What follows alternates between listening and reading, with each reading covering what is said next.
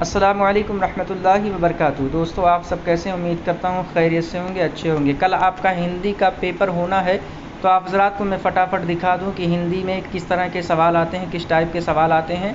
तो ये वीडियो जो है सेकेंडरी के स्टूडेंट्स के लिए है, मुंशी मौलवी वाले जो हैं उनके लिए है। तो आप देख लीजिए, मॉडल पेपर स्क्रीन पर आपके नज़र आ रहा होगा, ऊपर लिखा हुआ मॉडल पेपर सेकेंडरी मुंशी मौलवी एग्ज़ामिनेशन 2020, समय 3 घंटे। सामान्य हिंदी जो कल आपका पर्चा होना है, सामान्य हिंदी का होना है।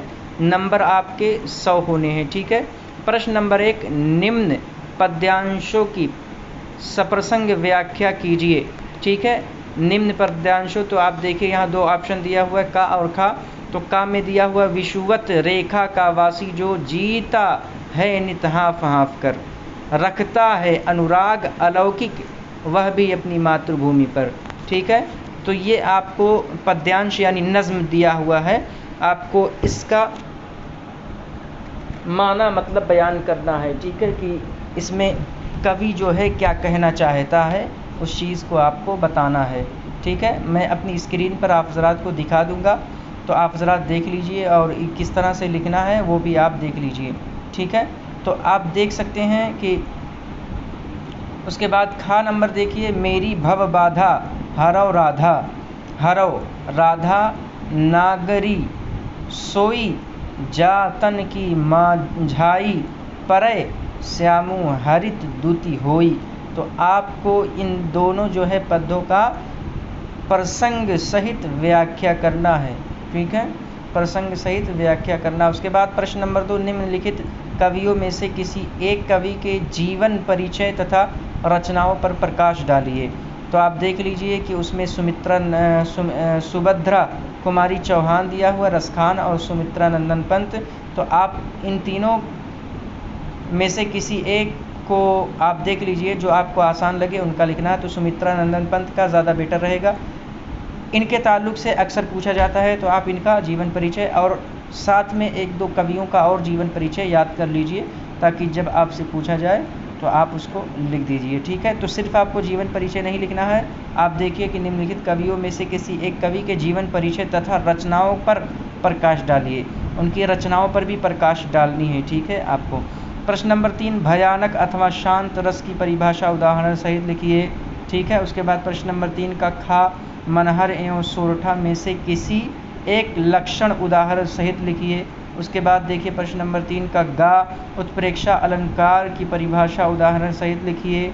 उसके बाद देखिए घा, तरनी तनुजा तट तमाल तरुवर बहु छाय में कौन सा अलंकार है, कारण स्पष्ट करें, ठीक है। तो आपको ये सारी चीज़ें बतानी, इन सारे सवालात का जवाब देना है।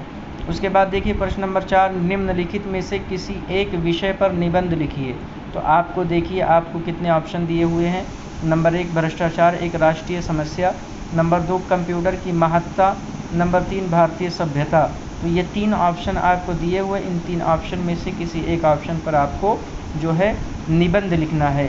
निबंध लिखना है यानी मजमून लिखना है, ठीक है। जिस तरह से आपको उर्दू में मजमून लिखने के लिए कहा जाता है, उसी तरह से इस हिंदी में निबंध लिखने के लिए कहा जाता है। प्रश्न नंबर 5 का छंद की परिभाषा एवं प्रकार लिखिए। तो छंद की परिभाषा एवं प्रकार आप गूगल करके सर्च कर सकते हैं, सारे सवालात का जवाब आपको आसानी के साथ मिल जाएगा।